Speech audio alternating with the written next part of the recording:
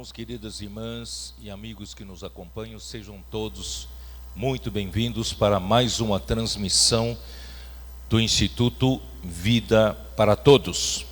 Muito bem, nós chegamos à mensagem de número 62 dessa série, que tem por título Ao Anjo da Igreja em Tiatira escreve. Os versículos são os versículos da carta à igreja em Tiatira, Apocalipse 2, versículos de 18 até 29. Só lembrando os irmãos que estamos falando a respeito das 7 igrejas, porque o Espírito nos dirigiu a fazê-lo. Não estamos preocupados em falar de uma forma convencional, doutrinária, sobre essas 7 cartas, senão essas 7 cartas são para nós conhecermos a história passada da igreja e a profecia do que será daqui para frente, e muitas coisas aconteceram no passado que hoje, né, tem influência nos dias de hoje, e é muito importante nós sabermos que para Deus é fundamental que a sua igreja seja edificada. Em Mateus 16, versículo 18, né, Jesus disse: eu edificarei a minha igreja e as portas do Hades não prevalecerão contra ela. E nós sabemos que o que contrapõe o avanço do reino das trevas é exatamente a igreja, e a igreja edificada. É por isso que, né, o inimigo de Deus, durante esses 20 e poucos séculos, tem procurado atacar a igreja, tem procurado destruir a igreja, mas ele não conseguiu até agora. Ele tem procurado danificar, tem procurado corromper a igreja, misturar a igreja com o mundo, misturar a igreja com a política, com o Estado. Queridos irmãos, nós estamos aqui, graças a Deus, falando como a igreja em Filadélfia. Que o Senhor possa, né, nos fazer entender tudo que a igreja passou nos séculos passados, e isso que a igreja passou nos séculos passados foi com a tentativa de destruí-la. Satanás quer destruí-la. Por quê? Porque a igreja, ou não permitir a edificação da igreja. Talvez ele permite a igreja viver uma vida religiosa, mas não permite que a igreja tenha a realidade do reino dos céus para ser edificada, porque a igreja edificada vai acabar com o reino, né, do império das trevas. Por isso, irmãos, nós temos visto que já no final do primeiro século, na carta para a igreja em Éfeso, já descobrimos, embora os irmãos daquela época eram fiéis para com o ensinamento dos apóstolos, todavia já não tinham, né, não recebiam essa palavra organicamente como vida no Espírito, portanto eles perderam o primeiro amor. Não adianta você pegar, né, um ensinamento correto e recebê-lo meramente na letra. Você precisa do Espírito. O Espírito precisa falar conosco, e o Espírito produz vida, e vida produz amor, né?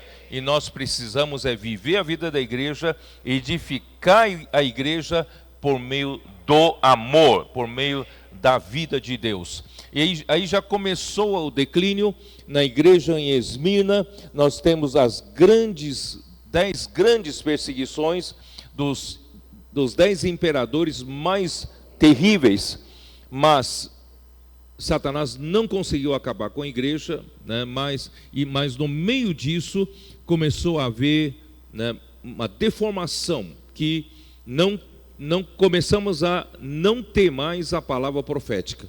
Terminou a era dos apóstolos, não houve mais apóstolos para trazer, né, a palavra viva que o Espírito diz às igrejas.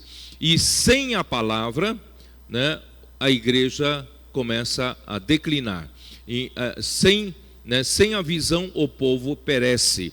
Portanto, o homem começou a organizar-se para que a igreja não caia em divisões, e fortaleceram o governo dos bispos.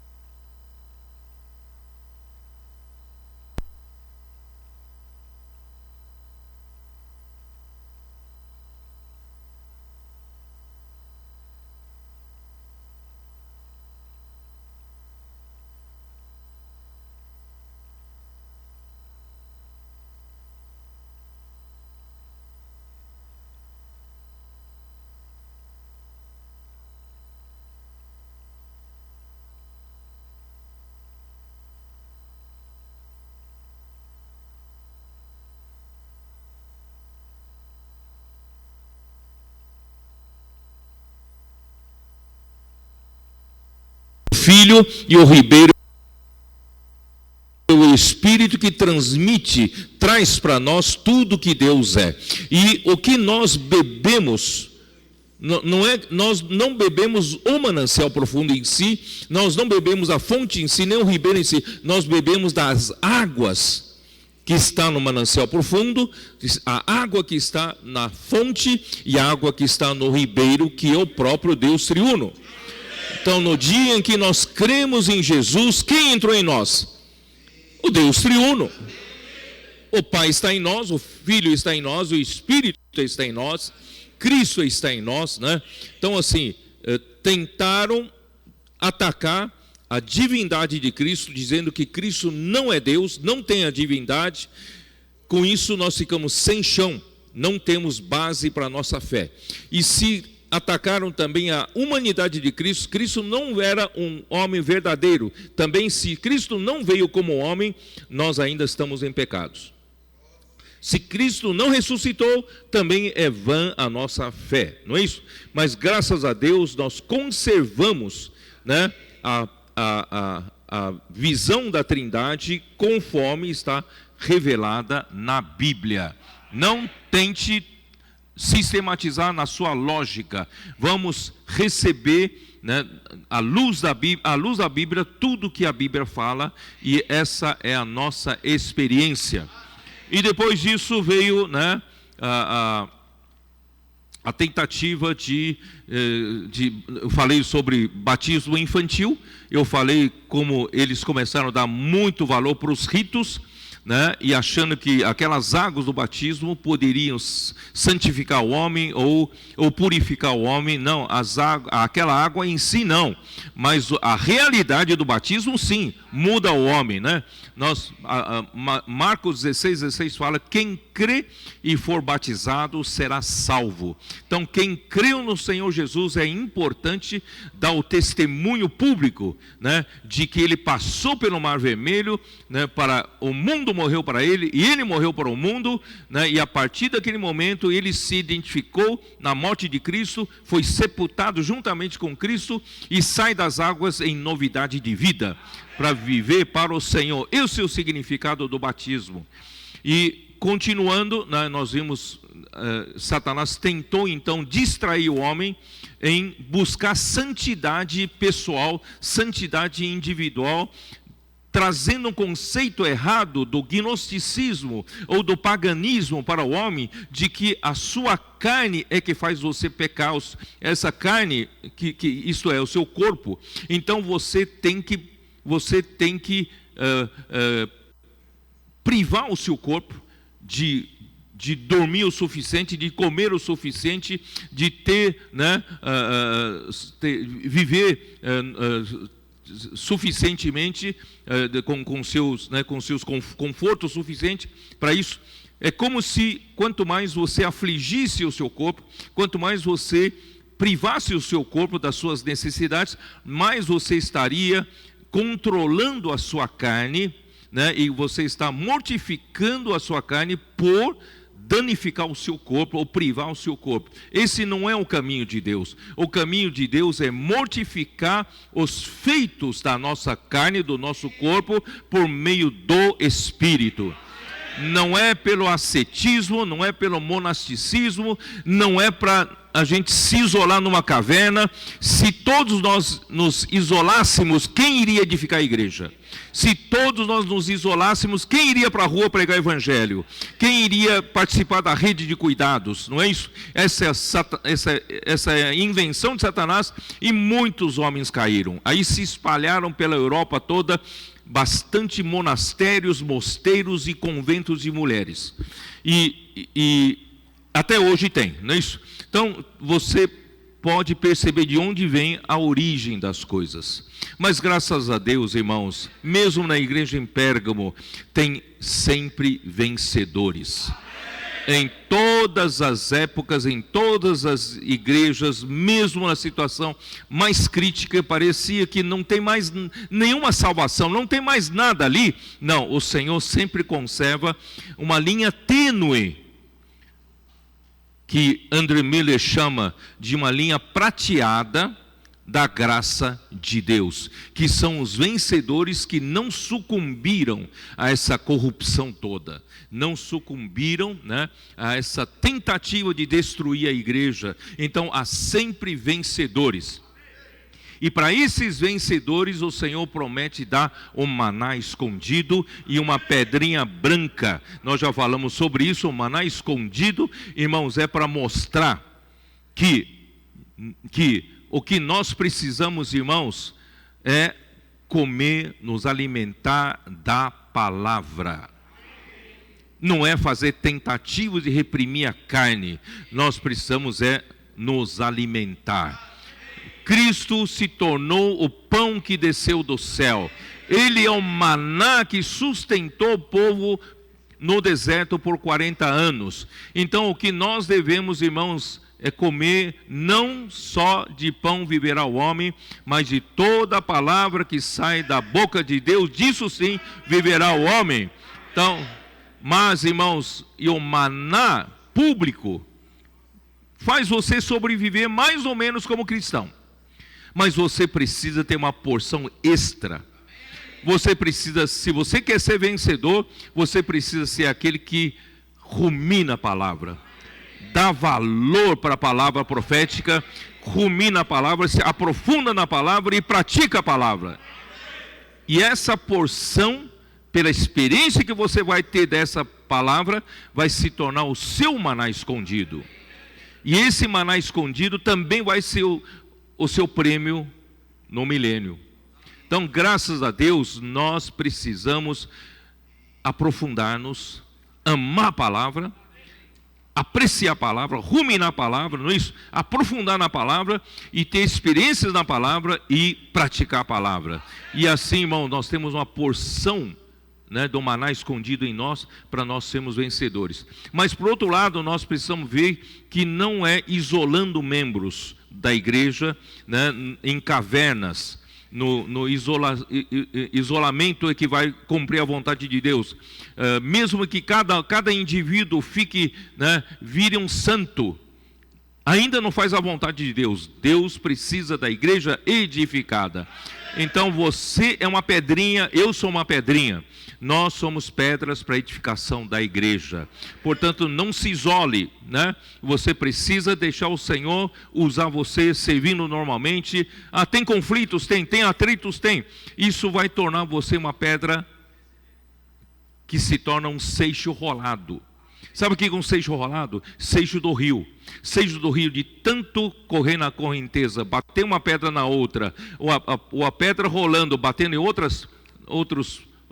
em rochas e qualquer outro coisa no leito, no fim, depois de muitos e muitos anos, uma pedra cheia de arestas se torna uma pedra redonda, sem aresta.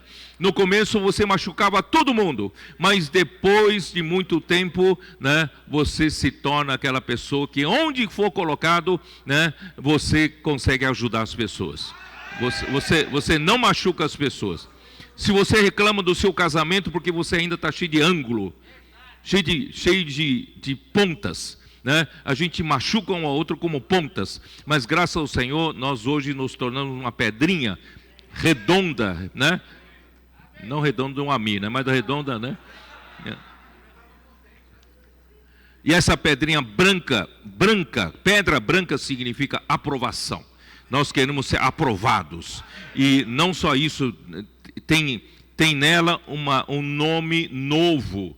Esse nome novo, só quem recebe que sabe. Então, todas as nossas experiências que às vezes a gente fala, por que só eu? Por que só eu passo por isso? Sabe, essas experiências são peculiares, particulares de cada um, vai se tornar também o nosso prêmio. Aquele nome vai dizer tudo pelo qual você passou, a experiência que você passou, tá bom? Então, terminamos a igreja em Pérgamos, entramos na igreja em Tiatira, tá bom? Eu vou falar então sobre Tiatira agora, tá? Tiatira, eu vou pegar uma nota da King James atualizada, diz assim: Tiatira, atual Aquissar, foi fundada por Seleuco, 311 a 280 a.C., com o objetivo de ser um posto militar avançado. Então, ali a cidade foi avançada, foi fundada para ser um posto militar. A Lídia, vocês se lembram da Lídia? Lídia, vendedora de púrpura, era de Tiatira. Então, púrpura né, eu vou explicar depois o que é púrpura. Ela era de Tiatira, isso está em Atos 16:14. Eu não vou ler, essa nota está em King James atualizada.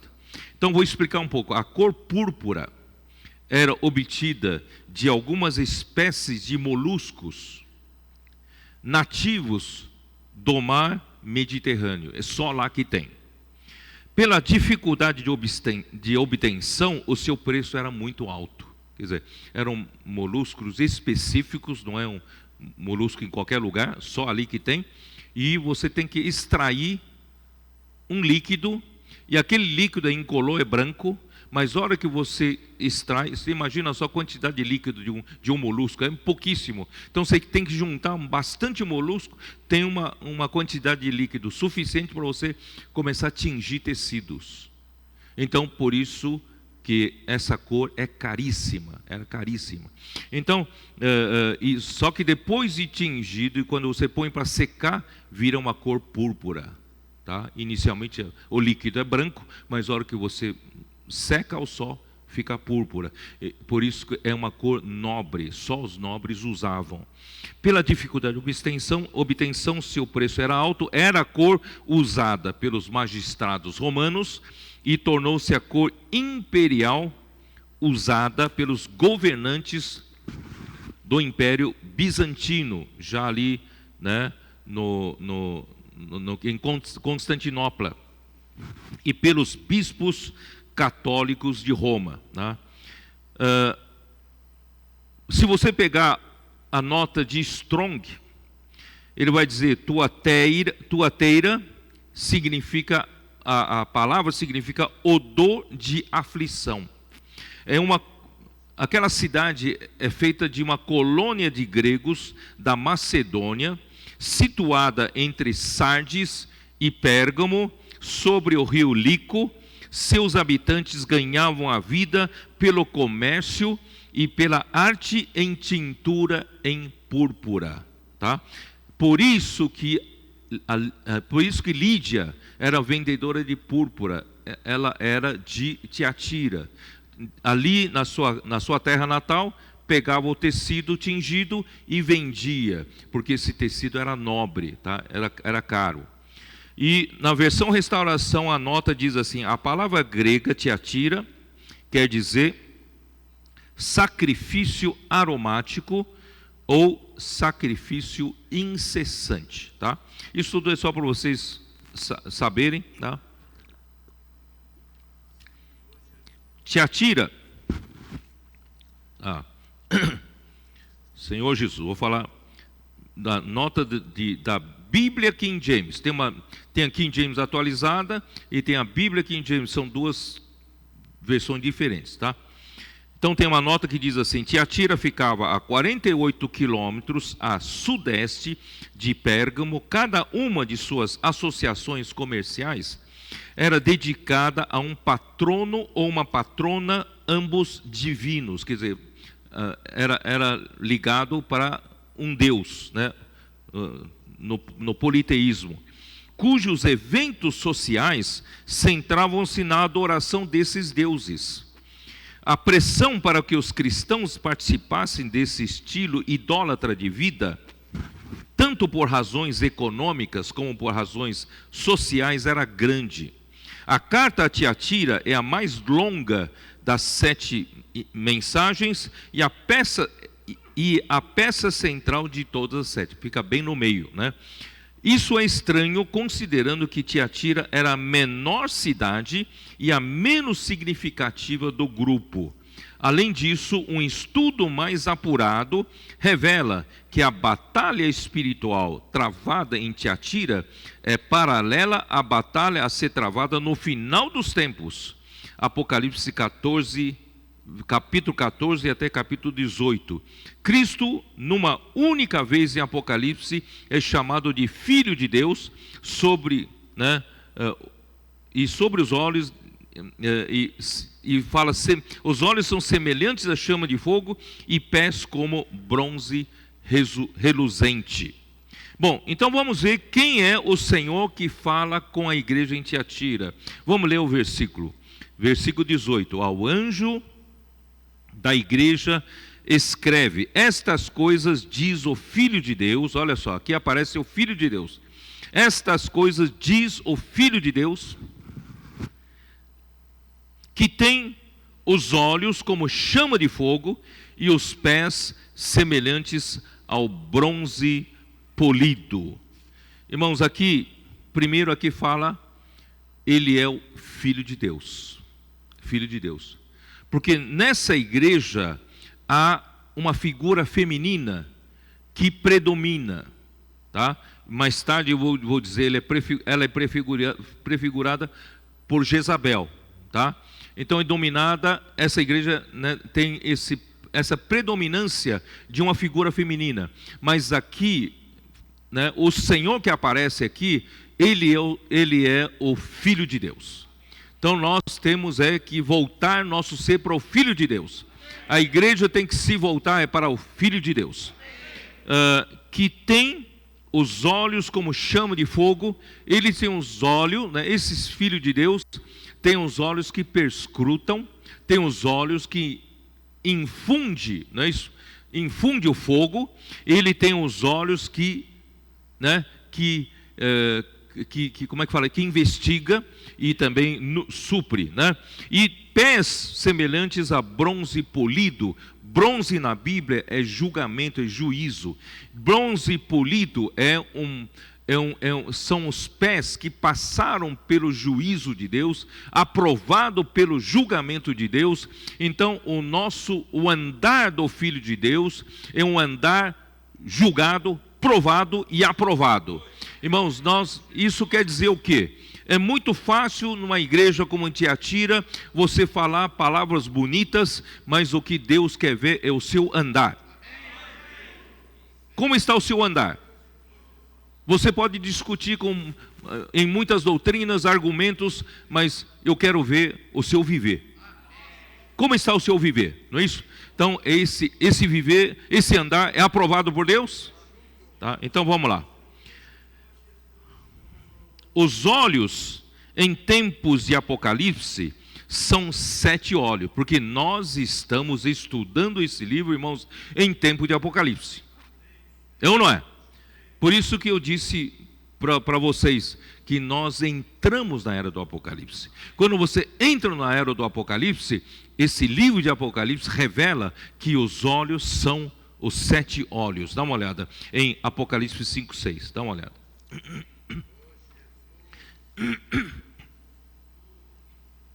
Então vi no meio do trono e dos 4 seres viventes, e entre os anciãos de pé, um cordeiro, como tendo sido morto, acabara de ter sido morto.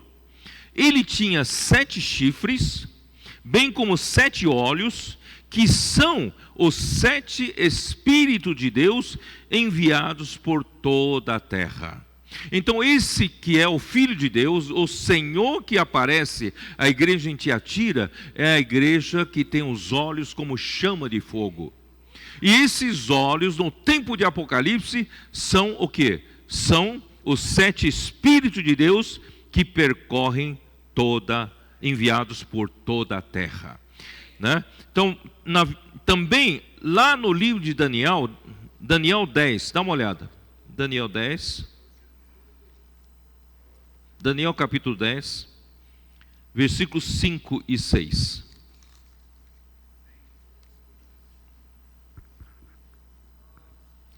Levantei os olhos e olhei, e eis um homem vestido de linho, cujos ombros estavam cingidos de ouro puro de Ufaz. O seu corpo era como o berilo, o seu rosto como um relâmpago, e os seus olhos como tochas de fogo. Os seus braços e os seus pés brilhavam como bronze polido, e a voz das suas palavras era como o estrondo de muita gente. Irmãos, esse é o mesmo Senhor que apareceu a Daniel, é o Senhor que aparece à igreja em Tiatira. Os seus olhos são como tocha de fogo, que queima. Amém? Você que nem Ezequiel 1, você é aquele que todo dia, vocês comportores toda manhã, vocês precisam, orientado por Douglas, vocês precisam todas as manhãs se conectarem com Deus. E esse Deus que vocês se conectam é fogo.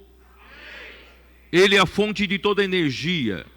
E quando você se conecta com Ele, você sai que nem um metal derretido, vermelho, reluzente, pegando fogo. É ou não é?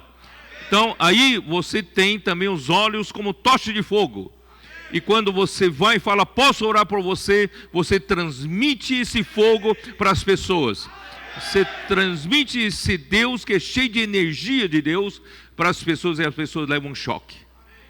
E passam a chorar. Por quê? Porque vocês estão em contato direto com esse Deus. Seus olhos são como tocha de fogo, que queima, que perscruta, não é isso? Que traz luz para as pessoas. E os pés, como bronze polido. E também em Zacarias 3:9, isso nós já lemos, Da outra vez, Zacarias 3:9, como diz: porque eis aqui a pedra que pus diante de Josué, e sobre esta pedra única estão 7 olhos, e eis que eu lavrarei a sua escultura, diz o Senhor dos Exércitos, e tirarei a iniquidade desta terra num só dia. O Senhor Jesus, Ele realizou a redenção, a obra da redenção, para tirar o pecado deste mundo por nossa causa, mas o objetivo, irmãos, é a edificação. Nós pregamos o Evangelho com o objetivo de trazer as pessoas para a edificação da igreja. E sobre essa pedra que é para edificação estão 7 olhos. São 7 olhos. Ó Senhor Jesus. Zacarias 4:10. Pois quem despreza o dia dos humildes começos, esse alegrar-se-á vendo o prumo na mão de Zorobabel. Aqueles 7 olhos são os 7 olhos do Senhor que percorrem toda a terra. Irmãos, não despreze despreza o dia dos humildes começos. 10 anos atrás, eu já disse isso várias vezes, eu estava preocupado. Eu falei, Senhor, se nós somos a igreja de Filadélfia em formação, se o Senhor tem dado a palavra profética para nós, que naquele tempo a gente falava, irmão Dom que falava sobre a palavra presente e verdade e a palavra atual, lembra-se? E se nós estamos no centro da tua vontade, mas nós não temos penetração ainda na sociedade. A nossa palavra ainda não ecoa nas ruas, embora a gente fazia algum trabalho, não é isso? Mas era muito tímido. Falei, Senhor, quando que isso vai acontecer? Do jeito que está, como o irmão Dong disse certa vez, vamos levar mais 200 anos ou 300 anos para concluir a era do Apocalipse. Mas, irmãos, o Senhor já estava nos preparando. O Senhor primeiro preparando as pessoas. Somente os simples, somente os obedientes, sabe? Chegaram até hoje. Os complicados, os desobedientes, os incrédulos, não acreditaram, não creram na palavra profética, esses caíram do deserto ou saíram. E o Senhor quer introduzir a nova geração para a boa terra de Canaã. O Senhor está formando um exército. As nossas crianças estão saindo para orar com as pessoas na rua. Os nossos adolescentes estão perdendo medo e vergonha, pregando o evangelho, fazendo comportagem. E quantos soldados nossos estão nas ruas? Nós temos 300 guerreiros de comportores dinâmicos, só 300. E esses 300, irmãos, estão fazendo um estrago no reino das trevas. Estamos resgatando quantas pessoas do mundo? Estamos orando por quantas pessoas do mundo? Quantas pessoas são salvas por dia através desse trabalho? É ou não é? Desde 2019 até hoje, e eu creio que até no final desse ano, nós teremos semeados 6 milhões de livros.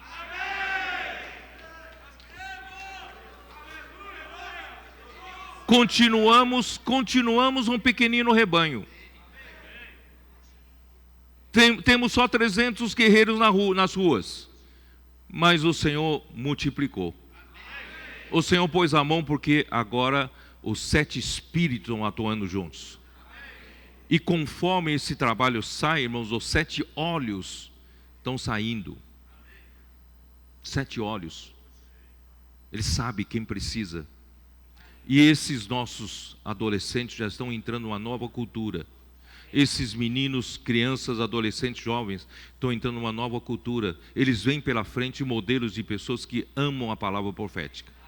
São pessoas que são simples e creem na palavra profética, são simples para obedecer e praticar. E essas crianças e adolescentes não têm dificuldade. E vão seguir esse modelo simples. Já tem uma nova cultura. Essa geração está pronta para ser uma geração de vencedores. Aí você vai perguntar, e nós? E nós? Nós, eu, né? E nós? Mais velhos? Como é que fica? Basta ter outro espírito como Caleb e Josué. Não é? Hein, Nilo? E nós? Outro espírito, né, Melo? Outro espírito. Simples, obediente. Ó Senhor Jesus. Isso com relação às pessoas. Com relação a ferramentas, o Senhor, através do ministério de Mondong, o Senhor deu todas as ferramentas necessárias. Só que na época parecia que não conseguia operar de uma maneira maior. Mas graças a Deus, que essas ferramentas ficaram como nosso legado. E quando chegou na era do Apocalipse, o Senhor pôs os seus 7 espíritos, seus 7 olhos da pedra, não é isso? Para funcionar na sua completude. Irmãos, as coisas mudaram. Não temos só 300 guerreiros nas ruas, Nós temos o Avança Jovem, tantos jovens adolescentes estão nas ruas, é ou não é? E agora nós temos irmãos e irmãs das igrejas que estão saindo também, pregando o Evangelho, é ou não é? Nós temos a rede das conectadas que estão cuidando das mulheres. Eu falei ontem para elas que elas foram as pioneiras a montar uma rede de cuidado, que eu já venho falando de rede de cuidado, mas a gente não sabia como montar, mas elas foram as primeiras a montarem a rede de cuidado das mulheres. E o homem, graças ao Senhor, seguiu um pouco o exemplo das mulheres, né? Hoje, né, Vilmar? Tem rede de homens também, não? Tem rede de homens, tem rede de homens, tem a rede de cuidados, né? Se entra jovem, vai para o jovem, se entra homem, vai para o homem, não é isso? Então, graças ao Senhor, tem uma reunião de grupo de homens, né? Irmãos, nós temos aqui o quê? Tudo isso se multiplicou por causa dos 7 olhos, 7 Espíritos de Deus enviados por toda a terra. Eu tenho que continuar. Por isso, irmãos, Zacarias 4:6 é a realidade no nosso meio. Prosseguiu ele e me disse: esta é a palavra do Senhor a Zorobabel. Não é por força, não é pela sua força, Zorobabel. Zorobabel, coitadinho, está no meio do deserto, reedificando o templo do Senhor, com pouco recurso que tem. Naquele tempo, quando construíram o primeiro templo, tinha toda a riqueza que Davi acumulou para Deus, é ou não é? Para a casa de Deus. E Salomão construiu de uma forma magnífica. Mas agora, 50 mil pessoas voltaram e não tem muito apoio ali, só tem um apoio. O rei Ciro assinou um decreto, né, o Artaxerxes assinou outro decreto, quer dizer, mas não tem muito apoio, a vizinhança toda é contra. Então, será que o Zorobabel vai conseguir edificar essa casa? Não despreze o dia dos humildes começos. Basta colocar o Espírito do Senhor. Não por força, nem por poder, mas pelo meu Espírito, diz o Senhor dos Exércitos. Se o Espírito não atua, em vão o homem trabalha. Mas quando o Espírito atua, irmãos, não despreze esse dia de humildes começos. O Senhor o fará. E o Senhor está fazendo. Está fazendo no nosso meio. E Apocalipse 4:5 diz o quê? Senhor Jesus.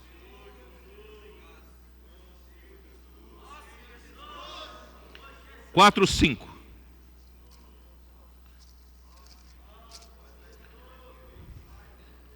Do trono saem relâmpagos, vozes e trovões, e diante do trono ardem 7 tochas de fogo, que são os 7 Espíritos de Deus.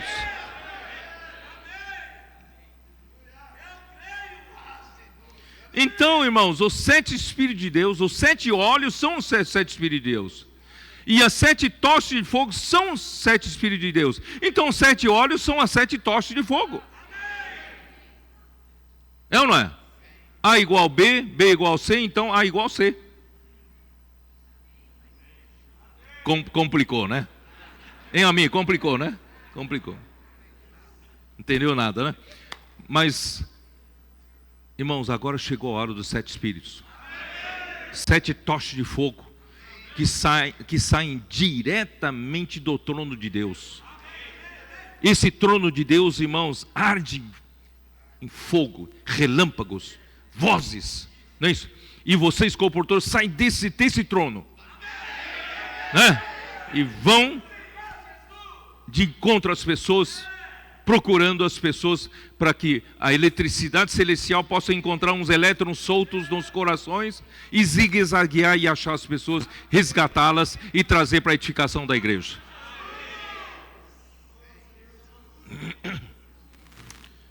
Senhor Jesus, eu preciso avançar. Apocalipse 1, versículos 14 e 15.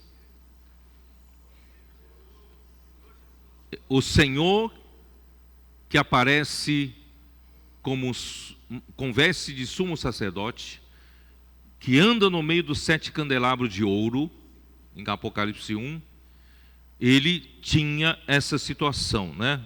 Versículo 14: a sua cabeça e cabelos eram brancos como a alva lã, como neve, os olhos como chama de fogo.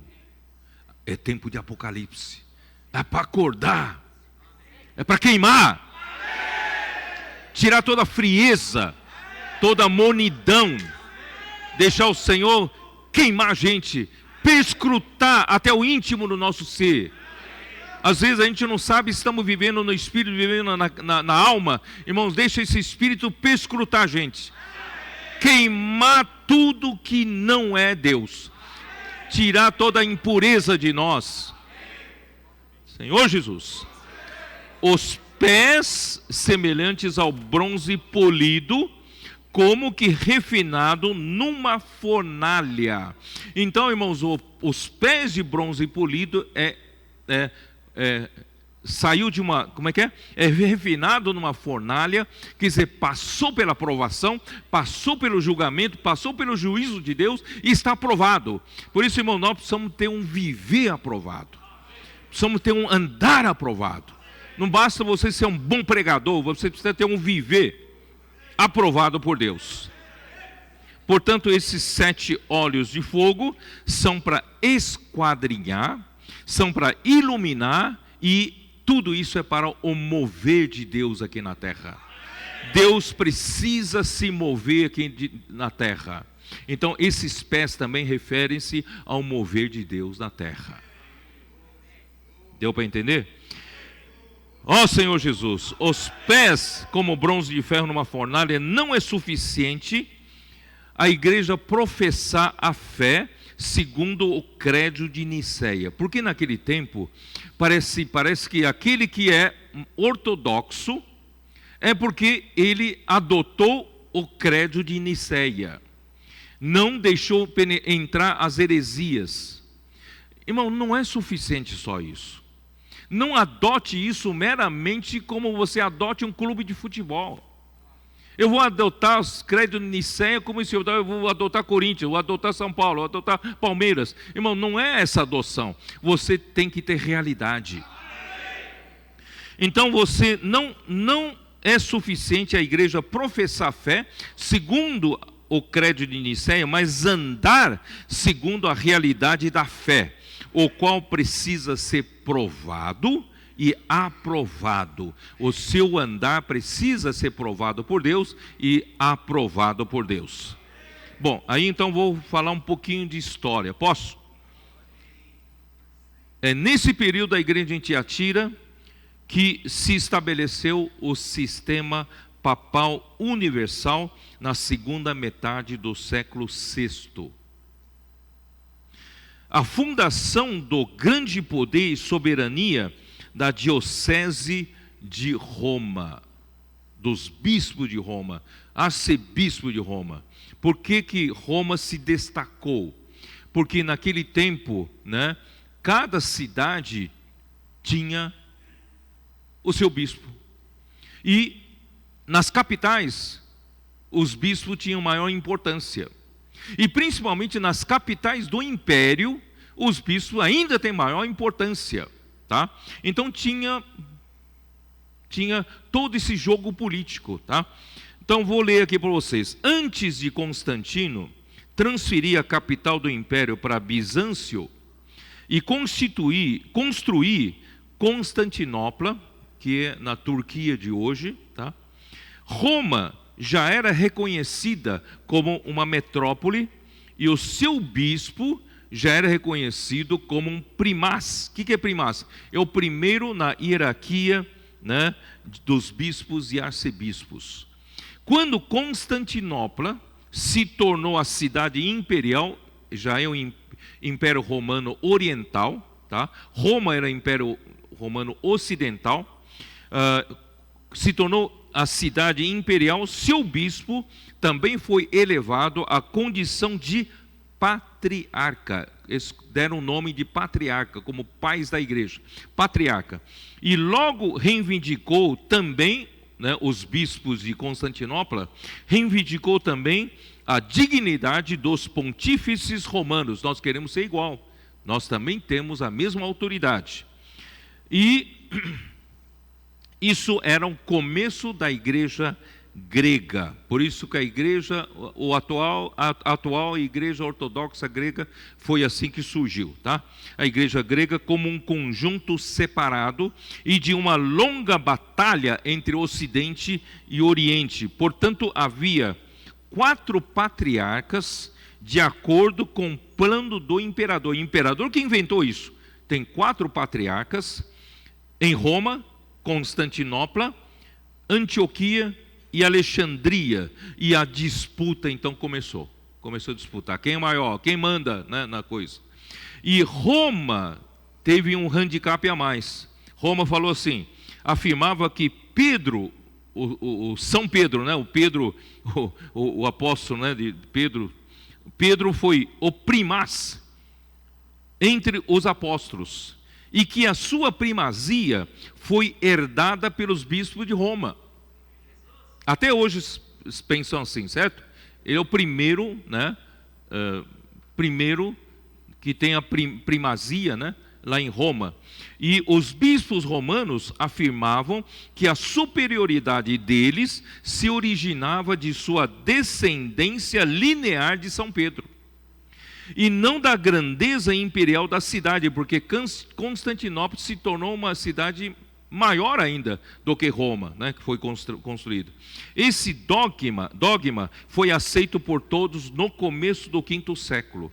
E a igreja de Roma então estabeleceu seu direito de reger a igreja universal. Então, os bispos de Roma passaram a ter essa primazia sobre todos os outros, né? Então, olha só. Então, a igreja romana reivindicava a supremacia dela nas esferas eclesiástica e política. São nas duas esferas. Na esfera eclesiástica, olha só que coisa, você vai entender como é que chegou nos dias de hoje. Então, na esfera eclesiástica, ela determinou, tá, que o bispo de Roma é o juiz infalível em todas as questões doutrinárias. Quando se levantar algum problema doutrinário, quem dá a palavra final é o bispo de Roma. Este tinha o direito inerente e supremo de convocar e presidir concílios gerais, de convocar os bispos de toda a terra, de fazer uma assembleia, um concílio. Ele, né, o bispo de Roma tinha essa autoridade de fazer, os outros não. E o direito de ordenações eclesiásticas pertencia a ele, ordenar bispos, ordenar arcebispos, né?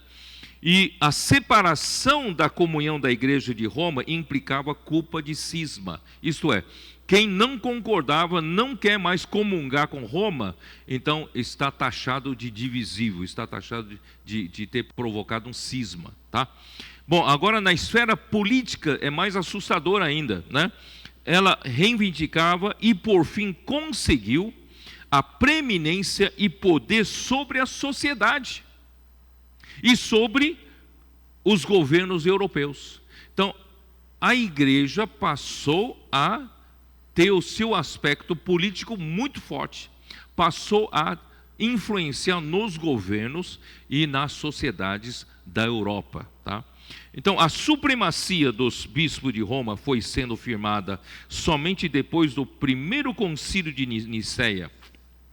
Os primeiros bispos de Roma sequer eram conhecidos na história eclesiástica. Foi a ascensão do Inocêncio I, no ano 402 d.C., que conferiu força e definição a esse novo princípio da igreja latina, ou igreja de Roma. Antes disso, não havia predomínio de Roma, embora fosse considerada a principal igreja no Ocidente. A igreja grega caiu no arianismo, A latina de Roma, né, aderiu firmemente ao credo niceno, o que a elevou na opinião de todo o Ocidente. Não sei se vocês me entenderam. A Igreja de Roma adotou o credo de Niceia, quer dizer, não aceitou a heresia de Ário, heresia dizendo que Cristo tem uma essência intermediária, não é nem Deus nem homem. Isso é uma heresia. Então, a Igreja de Roma não adotou, né, e adotou o credo de Niceia, mas a Igreja grega adotou arianismo. Então, a Igreja de Roma ganhou mais credibilidade junto às pessoas. Vocês entenderam?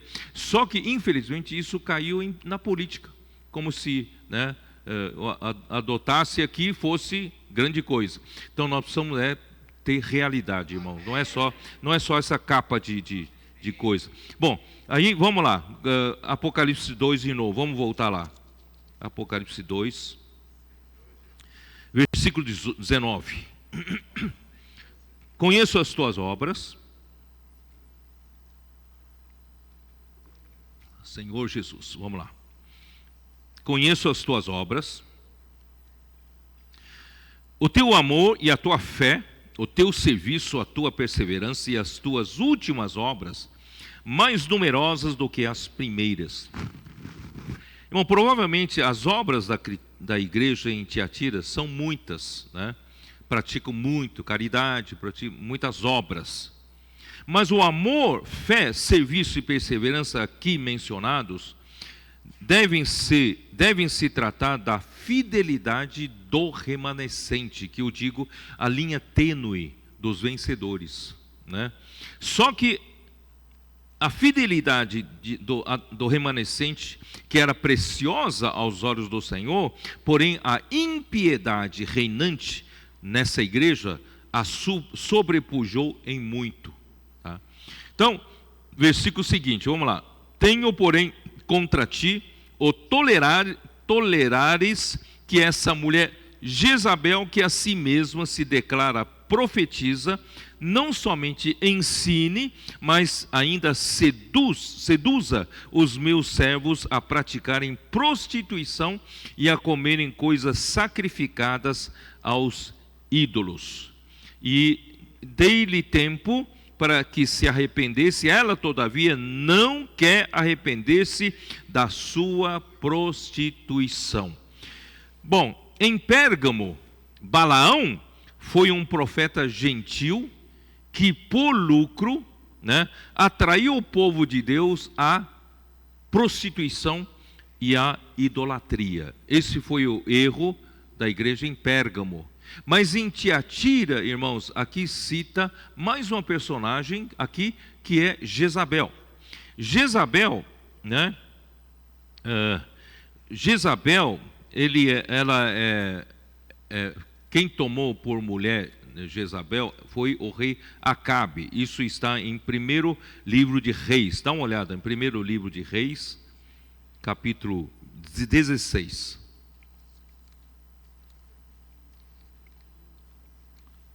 Senhor Jesus, capítulo 16, versículo 29. Vamos começar pelo versículo 29.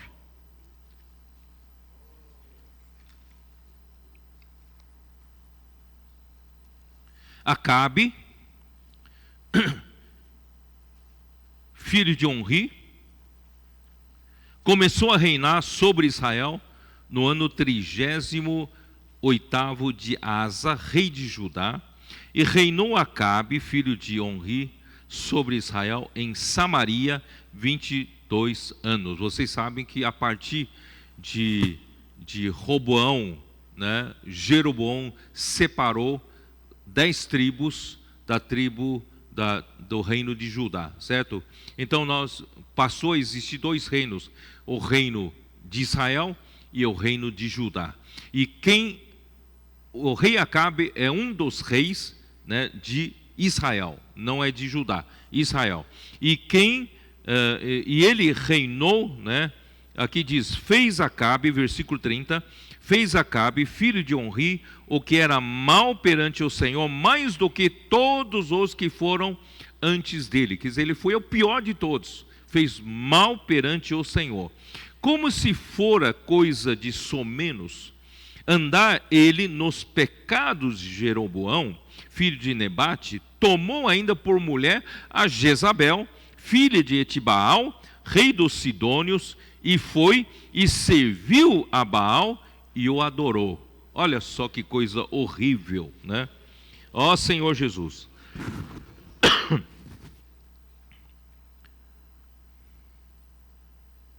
Levantou um altar a Baal na casa de Baal que edificara em Samaria. Em vez de edificar uma casa para o Senhor, edificou uma casa para Baal, né? E é isso, né?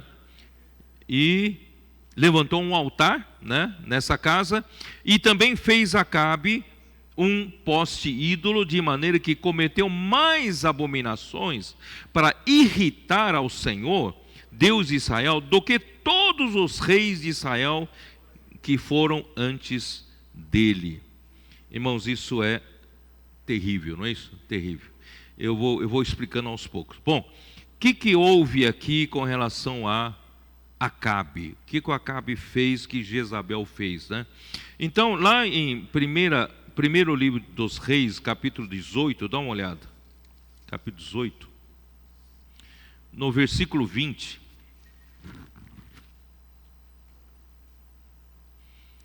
Veja o que o rei Acabe fez. Versículo 20. Então enviou Acabe mensageiros a todos os filhos de Israel e ajuntou os profetas no Monte Carmelo.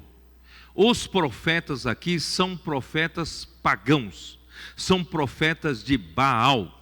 Ele juntou todos os profetas do reino de Israel no Monte Carmelo. Irmãos, era um momento para o Elias mostrar que esse povo, o povo de Israel, quer afinal. Se eles querem seguir a Baal como o rei Acabe, então siga o Baal. Mas se eles quiserem seguir a Deus, o Senhor, que siga o Senhor. E ele vai provar que o Senhor é Deus. Baal não é Deus, Senhor é Deus, tá? Então, aí entra na história Elias. Então Elias se chegou a todo o povo e disse: até quando cocheareis entre dois pensamentos? Se o Senhor é Deus, seguiu. Se é Baal, seguiu.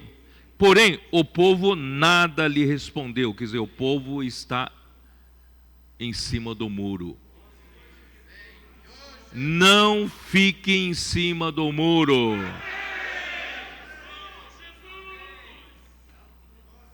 Se o Senhor é Deus, siga-o. Sai do muro, que o muro é de Satanás. Quem está em cima do muro já é de Satanás. Se Baal é Deus, siga Baal então. Ó Senhor Jesus.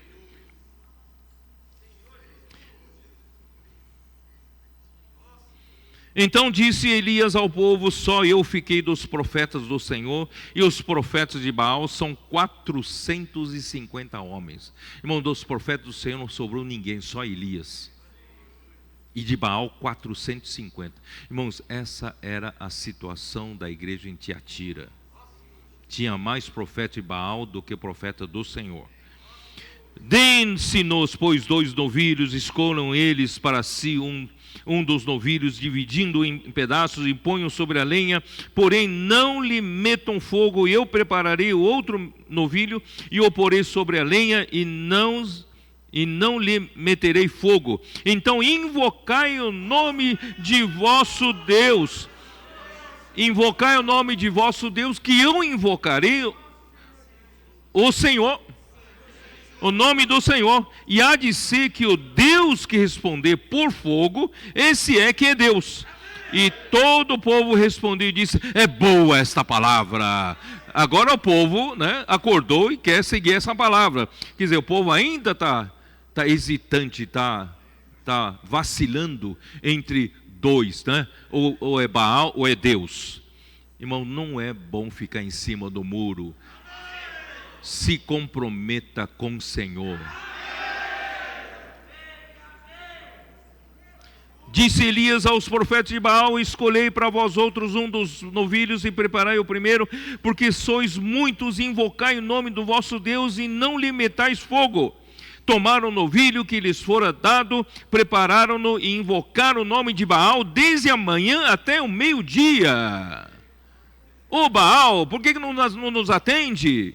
Responde-nos. Porém não havia uma voz que respondesse, e manquejando se movimentavam ao redor do altar que tinham feito. Ao meio-dia Elias zombava deles, dizendo: clamai em altas vozes, porque ele é Deus.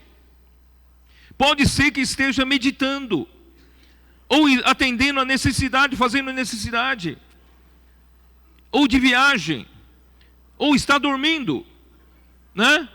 E ele vai despertar. E eles clamavam em altas vozes e se retalhavam, retalhavam com facas e com lancetas, cortavam todo o corpo, não é isso? Cheio de sangue aqui, segundo o seu costume, até derramarem sangue. Irmão, vocês veem que vem do paganismo esse negócio de cortar o próprio corpo, certo? Então, onde estou? 29? Não, onde eu estou? 29, né? Passado o meio-dia, profetizaram eles até que a oferta de manjares se oferecesse, porém não houve voz, nem resposta, nem atenção alguma. Então Elias disse a todo o povo: chegai-vos a mim. Vem cá, agora vem. E todo o povo se chegou a ele. Elias restaurou o altar do Senhor, que estava em ruínas. Restaurou o altar do Senhor. Tomou 12 pedras, segundo o número das 12 tribos de Israel, de Jacó, e que veio a palavra do Senhor dizendo: Israel será o teu nome. Com aquelas pedras edificou o altar em nome do Senhor. Lembra-se que ele tomou 12 pedras, não 10. O reino de Israel eram de 10 tribos, mas ele tomou 12 pedras. Deus reconhece 12 tribos, tá? Com aquelas pedras edificou o altar em nome do Senhor. Depois fez um rego ao redor do altar, tão grande como para semear 2 medidas de sementes. Então armou a lenha, dividiu o novilho em pedaços, pô-lo sobre a lenha, e disse: enchei de água 4 cântaros e derramai-a sobre o local, sobre a lenha. Disse ainda: fazei a segunda vez, e o fizeram. Disse ainda: faz uma pela terceira vez, e o fizeram terceira vez. Estava tudo molhado, tudo úmido. Como é que vai pegar o fogo? De maneira que a água corria ao redor do altar, e ele encheu também de água ao rego. No devido tempo, para se apresentar a oferta de manjares, aproximou-se o profeta Elias e disse: ó Senhor Deus de Abraão, de Isaque e de Jacó, fique hoje sabido, que todos hoje saibam que tu és Deus em Israel, e que eu sou teu servo, e que segundo a tua palavra fiz todas essas coisas. Responde-me, Senhor, responde-me, para que este povo saiba que tu, Senhor, é Deus, e que a ti fizesse retroceder o coração deles. Irmãos, Elias fez tudo isso por causa do povo. Elias sabia quem era Deus. Elias não tinha dúvida, mas o povo tinha dúvida. O povo cocheava entre 2 pensamentos. O povo vacilava entre Deus e Baal. Então naquele dia Elias queria que o povo finalmente visse que Deus é Deus. O Senhor é Deus. Então caiu o fogo do Senhor e consumiu o holocausto, e a lenha e as pedras e a terra, ainda lambeu a água que estava no rego. O que vendo todo o povo caiu de rosto em terra e disse: o Senhor é Deus! O Senhor é Deus! Disse-lhes Elias: lançai mão dos profetas de Baal, que nenhum deles escape. Lançaram mão deles, e Elias os fez descer ao ribeiro de Quizon, e ali os matou. Sabe o que Elias queria? Queria que o povo acordasse, que Deus é Deus, seguisse a Deus.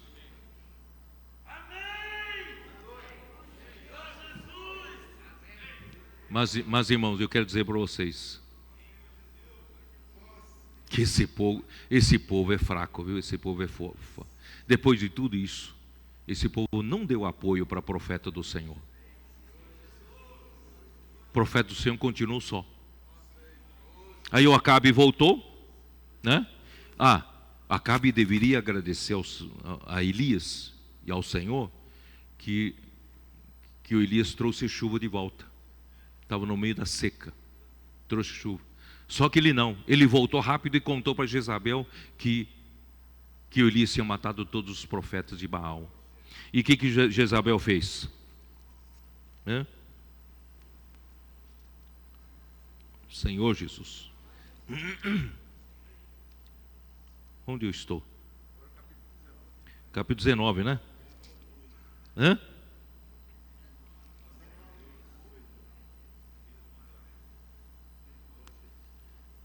É isso, né? Ó Senhor Jesus.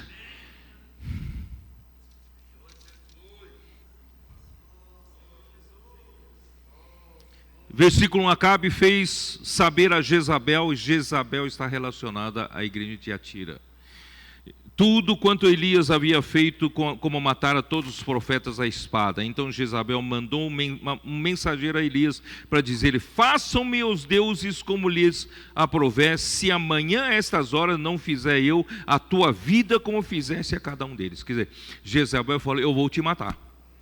Eu vou te matar. Irmão, todo governante tem medo do povo. Mas o povo não apoiou Elias aqui. Depois de ter visto essa grande maravilha, provando que Jeová é Deus, não Baal, o povo deveria dizer: não, nós queremos um profeta do Senhor, sim. Mas ninguém saiu em sua defesa. Aí o que aconteceu? Ele foi para o deserto. Versículo 4: foi para o deserto, sentou debaixo de um zimbro, uma planta medicinal, e pediu para si morte. Senhor, me mata, basta, toma, Senhor, agora a minha alma, pois não sou melhor do que meus pais. Aí deitou-se, versículo 5, deitou-se e dormiu debaixo do zimbro, e eis um anjo o tocou e disse: levanta-te e come.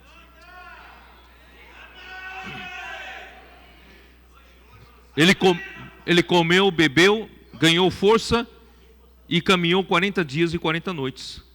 Foi até Horebe, o monte de Deus, onde Deus apareceu a Moisés, e o monte que é o Monte Sinai. Ali entrou numa caverna, onde passou a noite, e eis que lhe veio a palavra do Senhor e lhe disse: que fazes aqui, Elias, numa caverna? Você também adotou monastismo. Ó Senhor Jesus.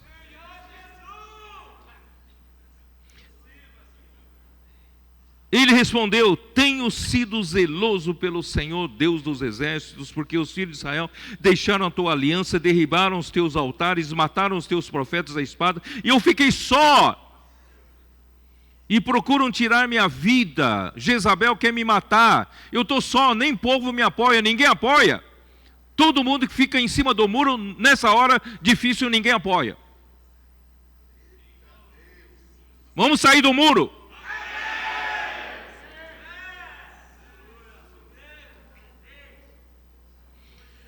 Disse-lhe Deus: sai e põe-te nesse monte perante o Senhor. Eis que passava o Senhor em um grande e forte vento. Tá? Eu não vou ler essa parte só para ganhar tempo, tá bom?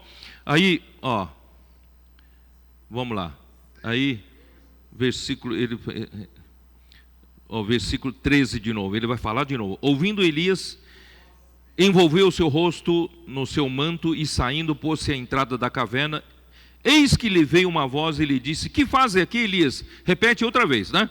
E ele respondeu: tenho sido em extremo zeloso pelo Senhor, Deus dos exércitos, porque os filhos de Israel deixaram a tua aliança, derribaram teus altares e mataram os teus profetas à espada. E eu fiquei só, e procuram tirar-me a vida. Eu estou só. Só eu estou preocupado com o reino de Deus. Só eu estou preocupado em lutar pelo reino, né, dos céus, pelo reino de Deus aqui na terra. Só eu. Será que só eu? Todo mundo fica em cima do muro.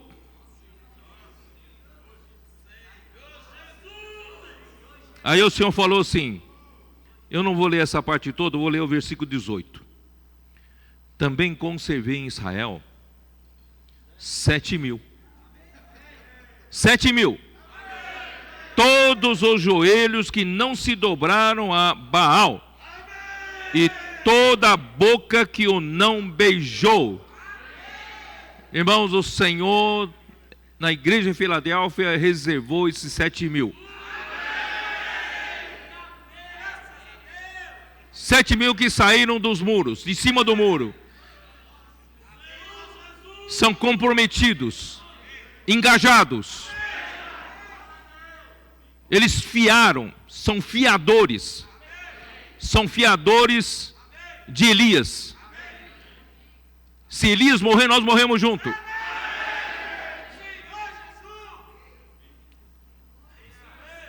Graças ao Senhor. Ah, Senhor Jesus. Irmãos, quem toma a liderança da obra de Deus pode às vezes sentir-se só. Tendo demonstrado ao povo que Baal não era Deus e que o Senhor era Deus, ele não teve apoio popular. Ninguém saiu em sua defesa quando Jezabel ameaçou matá-lo. O Senhor disse a Elias: também conservei em Israel 7.000, todos os joelhos que não se dobraram a Baal e toda a boca que não beijou. Em Tiatira, irmãos, ainda havia os que não se dobraram à prostituição e à idolatria. Então, como que eu vou aplicar agora? Aplicação. Deus é o marido legítimo do seu povo, e Jerusalém é o lugar que ele escolheu para a sua habitação. Deuteronômio 12, abre a sua Bíblia em Deuteronômio 12, versículo 4. Não fareis assim para com o Senhor vosso Deus. Não construa altar em qualquer lugar. Não constrói um centro de adoração em qualquer lugar. Deus estabeleceu um só lugar para ser o seu centro de adoração. Mas buscareis o lugar que o Senhor vosso Deus escolher de todas as vossas tribos, para ali pôr o seu nome e a sua habitação, e para lá ireis. Todos têm que ir para lá, o lugar onde o Senhor escolheu. A esse lugar fareis chegar os vossos holocaustos, os vossos sacrifícios, e os vossos dízimos, e a oferta das vossas mãos, e as ofertas votivas, as ofertas voluntárias, os primogênitos das vossas vacas, das vossas ovelhas. Lá comereis perante o Senhor vosso Deus, e vos alegrareis em tudo o que fizerdes, vós e as vossas casas, no que vos tiver abençoado o Senhor vosso Deus. Não procedereis em nada segundo estamos fazendo aqui, cada qual tudo o que bem parece aos seus olhos. Porque até agora não entraste no descanso e na herança que vos dá o Senhor vosso Deus. Então, irmãos, Deus determinou um lugar. Esse lugar que escolheu é Jerusalém. E o povo das 12 tribos de Israel, eles tinham que voltar nas suas festas solenes. Todos tinham que ir para esse lugar. Ali adorará o Senhor, ali mantém a unidade do povo de Israel. Não é? Irmãos, isso também nós tomamos esse exemplo como como nosso modelo, também para em cada cidade nós temos uma só igreja. Se você é um convertido, você é um cristão, você creu no Senhor Jesus e vive na cidade X, você pertence à igreja X. Se você estiver vivendo na cidade Y, você então é da igreja Y. Não tem como dentro de Y dividir. É assim que Deus propôs. E nós aplicamos isso, a unidade na localidade, né? São Paulo é grande, mas é uma só igreja. Graças ao Senhor, assim nós vivemos, tá? Bom, eu vou continuar, depois eu vou explicar melhor. Então, para mim, aqui ó, o centro de adoração do povo tem que ser o lugar onde o Senhor escolheu. O rei Acabe se apossou do povo e estabeleceu em Samaria um centro de adoração a Baal. E sua mulher Jezabel foi o pivô central da prostituição espiritual e idolatria. Vocês estão entendendo? Então Cristo, ele é o marido da igreja. Efésios capítulo 5, versículos 23 a 33. Marido, amai vossas esposas, assim como Cristo amou a igreja. Tá? Cristo é o legítimo marido da igreja. Tá? Porém, por causa da degradação da igreja, a liderança dos bispos tomaram posse do governo da igreja, do Espírito. Quer dizer, em lugar do Espírito governar, esses bispos se apossaram do governo e fazem cada qual o que bem parece aos seus olhos. Mas o Senhor não permite isso. O governo é do Espírito. E a igreja em Tiatira, representada por Jezabel, passou a profetizar no lugar do espírito do falar profético. E começaram a ditar palavras, ditar doutrinas, certo? Esse é o grande problema da degradação. E então, ia seduzir o povo de Deus a praticar prostituição e a comer coisas sacrificadas aos ídolos. O centro de adoração no Novo Testamento, irmãos, não é mais nem fisicamente em Jerusalém e nem fisicamente em Samaria, tá? Abre na sua Bíblia em João 4. Onde é o centro de adoração agora?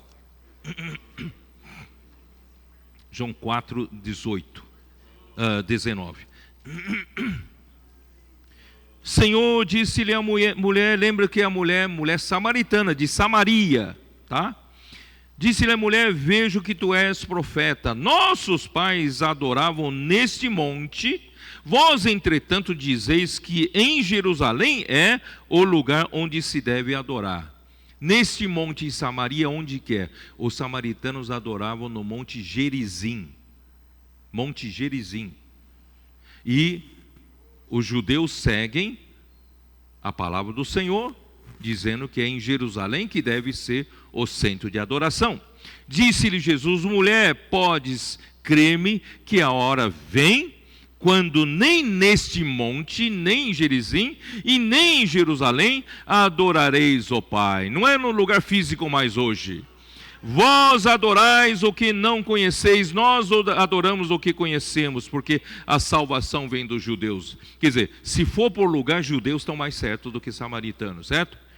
Mas vem a hora, e já chegou, em que os verdadeiros adoradores adorarão o Pai em espírito e em verdade. porque são estes que o Pai procura para seus adoradores. Irmão, adoração, o lugar de adoração hoje, irmãos, é adoração no Espírito. É o Espírito que tem que ter autoridade. O Espírito tem que ter o governo. O Espírito tem que nos governar. Não é o homem, não são os bispos, é o Senhor quem governa. Não é ensinamento da Jezabel, da profetisa Jezabel, mas é a palavra profética do Espírito. Quem tem ouvidos, ouça o que o Espírito diz às igrejas. Sabe por quê? Sabe por quê? Porque Deus é Espírito. Importa que os seus adoradores o adorem em espírito e em verdade. A igreja adora a Deus. E Deus é Espírito. Portanto, a igreja deve adorar em espírito e em verdade, na realidade, não no fingimento, não na aparência, mas em realidade. Ó Senhor Jesus. Quais foram os pecados de Jeroboão? Vocês se lembram ou não? Porque no registro de Acabe fala, ele não somente continuou nos pecados de Jeroboão, e ainda, pior ainda, tomou por mulher a Jezabel. Não é assim que estava registrado ali? Então, o que são os pecados de Jeroboão? Quem sabe? Primeiro livro dos Reis, 12.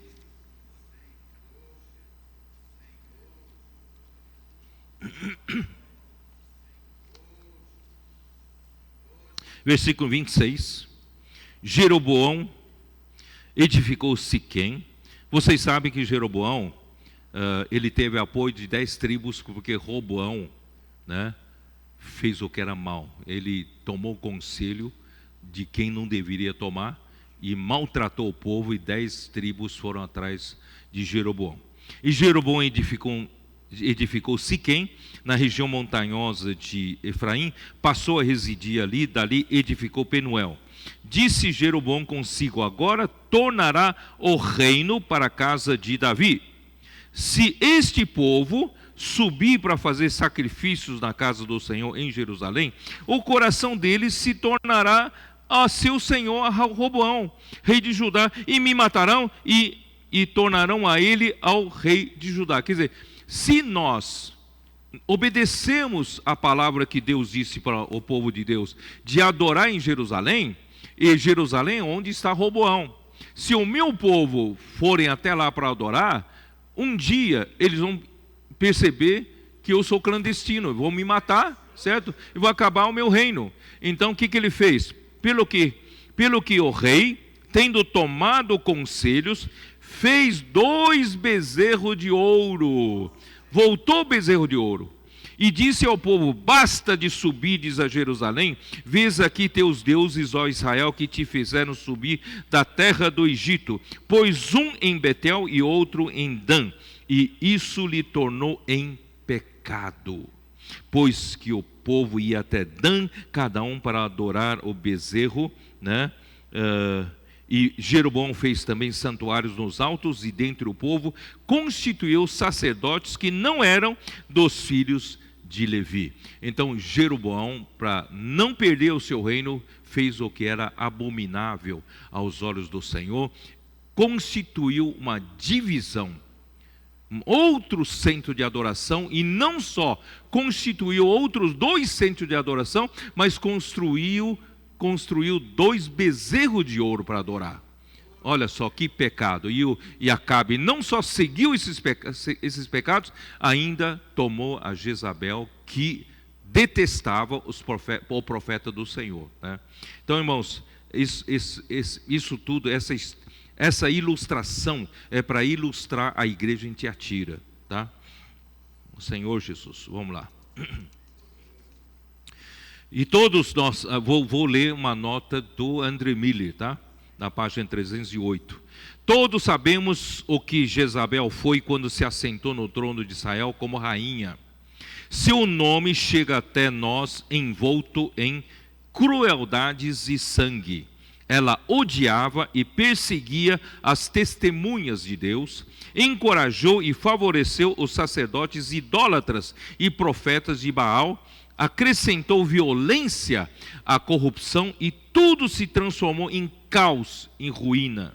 E esse foi o nome que o Senhor escolheu para simbolizar o estado geral da igreja professa durante a Idade Média. Tá?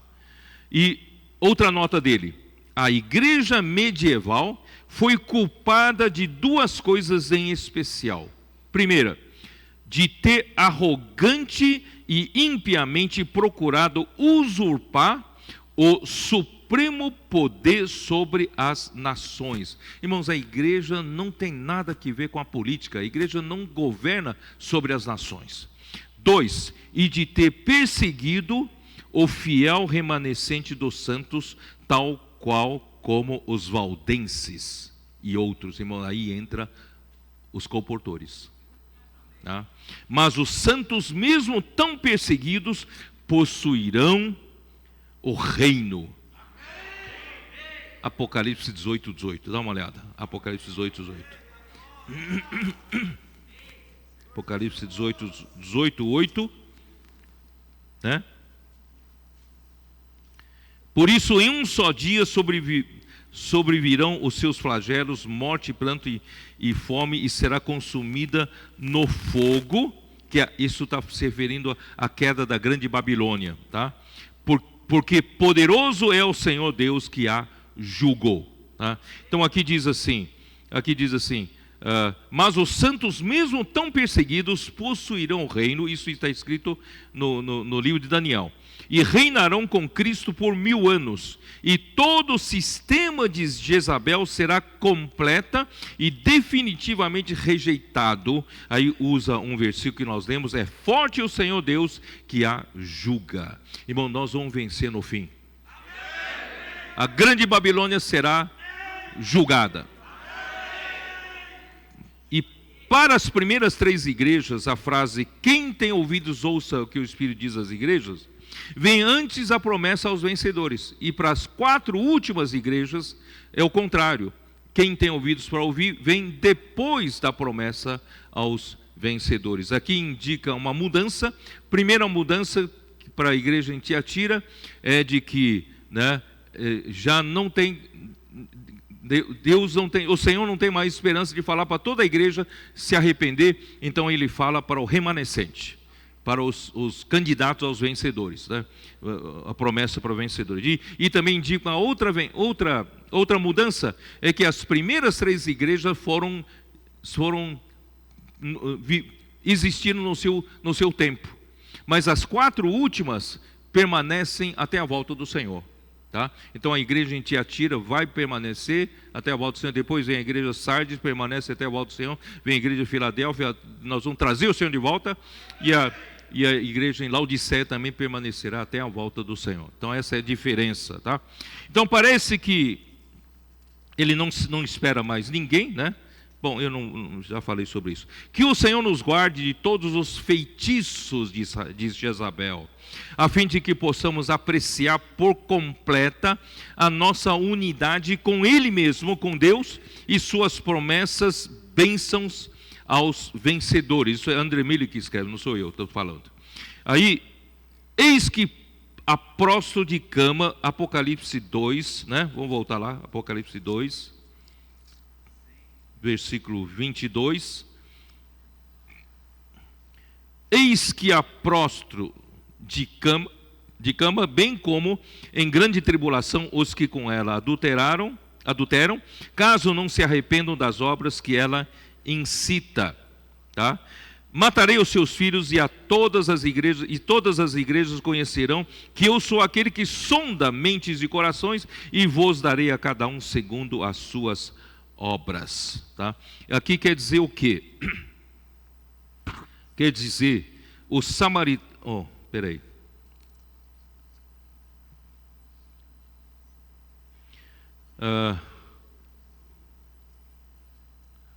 Senhor Jesus, infelizmente a igreja de Tiatira segue o ensinamento de Jezabel em lugar da palavra do Espírito, e o primaz de Roma detinham poder político sobre os governos europeus.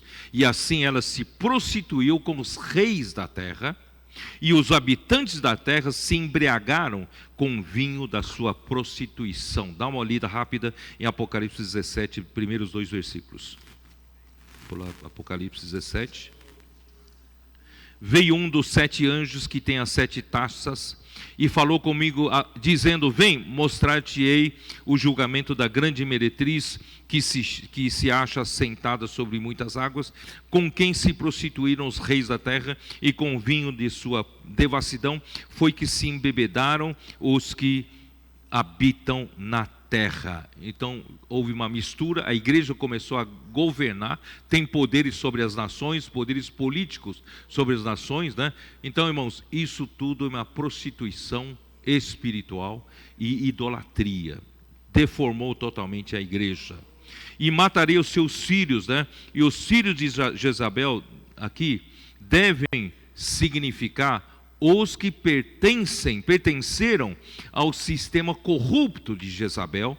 Isso ocorrerá quando ela for julgada no final dos tempos, quando chegar Apocalipse 17 e 18, tá? Vão ser todos julgados. Os que não são filhos dela, aqui vou ler uma nota de André Miller, ele classifica em 3 conjuntos. O primeiro conjunto são os filhos da Jezabel, quer dizer, os totalmente envolvidos no esquema da prostituição e idolatria. Agora, uma segunda categoria é a grande maioria da igreja de Tiatira. Aqui diz: os que não são filhos dela, não são filhos da Jezabel, mas não lhe resistiram.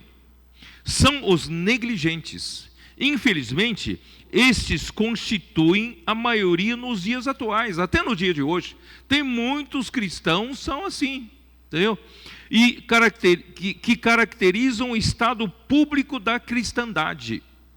Sem consciência diante de Deus, se contentam em flutuar ao sabor da corrente, em comunhão com qualquer sistema religioso mais agradável à mente deles. Não buscam a vontade de Deus, não buscam trazer o reino de Deus embora, não tem essa preocupação, mas buscam aquilo que mais agradar a Ele, aquele sistema religioso que mais lhe agradar. Irmão, nós não podemos ser assim. E nunca perguntam se isso está de acordo com a mente de Deus, porém ainda são seus filhos, ainda são filhos de Deus, só que não se preocupam muito com a vontade de Deus, não se preocupam, né, com a palavra de Deus. Aí no versículo 24, irmão, dá uma olhada no versículo 24 de Apocalipse 2. Digo todavia a vós outros, os demais de Tiatira, a tantos quantos não têm essa doutrina e que não conheceram, como eles dizem, as coisas profundas de Satanás, outra carga não jogarei sobre vós, tão somente conservai o que tendes até que eu venha. Então, para André Miller, essa é a terceira categoria de pessoas. Essa terceira categoria de pessoas são os demais de Tiatira. Demais. Quem são esses demais? Irmãos, são os vencedores. Ainda há mais uma categoria, o fiel remanescente, os vencedores. Aqui são chamados de os demais, ou remanescente. Eles terão poder sobre as nações, junto com Cristo, quando Ele vier para reinar. Dentre eles podemos mencionar os valdenses. Eu faço questão de terminar com isso. Irmãos, os valdenses pertenceram a essa época da igreja em Tiatira, mas eles não se contaminaram. Pelo contrário, eles defenderam a fazer colportagem. Eles defenderam a divulgar a palavra de Deus, porque eles viveram numa época em que as pessoas não podiam ter a palavra de Deus na mão, não podia ter a Bíblia na mão. Era proibido para qualquer um que não seja do clero ler a Bíblia, né, e levar a Bíblia. Irmãos, ele foi salvo lendo a palavra. Ele falou que não é possível, as pessoas precisam de palavra. É palavra aqui, ó, é palavra, né? Então, ele era, vou ler aqui, tá?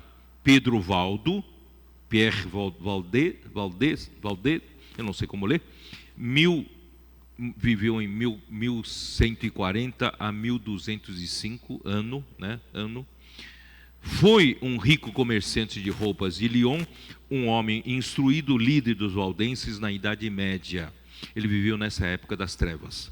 Em sua época, somente o clero podia ter acesso às escrituras. Ele e seus companheiros carregavam uma bolsa presa por uma alça ao pescoço, escondida sob a roupa, tá? Por isso vem porter a col. Col é pescoço, tá? É uma bolsa, porter a bolsa pendurada no pescoço. Por isso vem o colportor, tá? Para levar cópias de escritura que ele pagava para a gente fazer cópia e guardava nessa bolsa e escondia dentro das suas roupas. E quando ele vendia roupa, vendia tecidos, né? E percebia que a pessoa precisava da palavra de Deus, ele pregava o evangelho e puxava uma cópia e passava para a pessoa. Eles são os pioneiros da colportagem. Seguindo esse exemplo, eles foram perseguidos pelos bispos da época, foram muito perseguidos. Seguindo esse exemplo, nós iniciamos em 1990 o trabalho de colportagem. Em 2018, o Senhor nos deu a colportagem dinâmica. E a partir de 2019 mudou a nossa história com relação a isso. Os colportores, irmão Dom, que sempre enfatizava, são como o sumo sacerdote, que carregam um peitoral com 12 pedras, de todas as 12 pedras, 12 tribos de Israel, em que nesse peitoral tem o Tumim, Urim, onde Deus fala de uma forma instantânea, não é isso? Se o sacerdote quiser saber, tirar uma dúvida, né? Então eles iam para esse Urim, Tumim no peitoral. Então aqui tinha a palavra instantânea de Deus, e toda a palavra revelada para a igreja em Filadélfia, a palavra profética, hoje é publicada pela editora Árvore da Vida em livros e distribuída pelos colportores como os valdenses. Vocês são os valdenses de hoje. E Deus nos deu essa abordagem celestial. Posso orar por você? Hoje a gente não precisa ter medo de ser morto. Nós podemos chegar na rua, chegar às pessoas e dizer: posso orar por você, posso orar por você, posso orar por você. E deixar esses livros que contêm a revelação de Deus, a palavra de Deus, para pregar o evangelho do reino, para edificar a igreja e trazer o reino de Deus de volta. Essa frase tem aberto muitos corações. Posso orar por você, para receber o evangelho, e aqueles que querem receber ajuda e cuidado, e são lançados para o cuidado na rede de cuidado das igrejas. Irmão, vou terminar aqui. O Senhor nos abençoe. Muita coisa aconteceu, muita coisa Satanás destruiu, contaminou, mas, irmãos, graças a Deus, há sempre os remanescentes. Há sempre uma linha que era fiel ao Senhor. E até em Tiatira tem os demais. Tem o remanescente. E muito mais agora na igreja de Filadélfia. Todos nós devemos ser esses, fiéis ao Senhor. Portanto, irmãos, se você ainda não se comprometeu, se comprometa. Desça do muro. Desça do muro. Se Baal Deus, então siga Baal. Mas se Jeová é Deus, se o nosso Senhor é Deus, vamos seguir ao Senhor de todo o nosso coração, comprometidos, engajados, somos cúmplices uns dos outros e com o Senhor. Deus abençoe a todos. Amém.